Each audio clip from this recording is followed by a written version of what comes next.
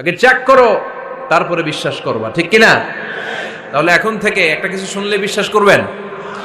একজন এসে বলল, ভাইজান আপনার মেয়েরে দেখলাম আরেক ছেলের সাথে বাজারে ঘোরাফেরা করে, ওই রমনার বটমূলে দেখলাম আপনার মেয়ে আরেক ছেলেরে নিয়ে ফষ্টি নষ্টি করে, লোকের কথা বিশ্বাস করে বাসায় যে মেয়ের চুলের মধ্যে ধরে মাইর, আইজো মার কাইলো মাইর। এরকম হইতে পারে না? হয়তো ওই লোক আপনার মেয়ের মতো দেখতে আরেক মেয়েকে দেখছিল। এরকম হয় কিনা সমাজে? একজন এসে বললো, ভাই আপনি এখানে ভাবিরও তো দেখলাম ওই জায়গায় আরেক লোকের সাথে ঘোরাফেরা করতেছে, খবর রাখেন না বাসা? আপনি রেগে মেগে, ঘটনা কি? আমার খেয়ে আমার পরে আরেকজনের সাথে, যে এই বাড়িতে যে মায়ের, কোনো কথা নেই।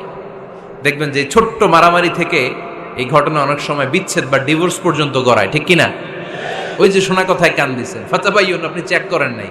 হয়তো আপনার স্ত্রীর মতো দেখতে বা আপনার স্ত্রী যে জামা পরে, যে পোশাক পরে, এরকম পোশাক পরে আরেক নারীকে দেখছে, আপনার বউ না এটা। আপনার মেয়ের ব্যাপারে যে তথ্য দিয়েছে এটা সঠিক নয়, সে আপনার মেয়ের মতো আরেকটা মেয়েকে দেখেছে, এসে আপনার কাছে বলে দিছে, আপনিও বিশ্বাস করছেন। ভেজাল আছে না নাই? এই ভেজালগুলোকে থামানোর জন্য কোরআনে এই বিধানগুলো নাজিল করেছে কে? তাহলে ফরিদপুরের ভাইয়েরা, সমাজটারে সুন্দর রাখার তথ্য একটা শুনলেই বিশ্বাস করবেন না। সিলে কান নিয়ে গেছে, শুনলেই সিলের পিছনে দৌড়, নাকি? কি করবেন? আগে কানে হাত দিয়ে একটু দেখবো কান দুইটা আছে না নাই, তারপরে চিলের পিছনে দৌড়াবো। তাহলে এখন থেকে আমরা তথ্য একটা শুনলেই বিশ্বাস করব। তাহলে কি করবেন? বলতে হবে কি করবেন? যাচাই বাছাই, জাস্টিফিকেশন অফ দ্য নিউজ।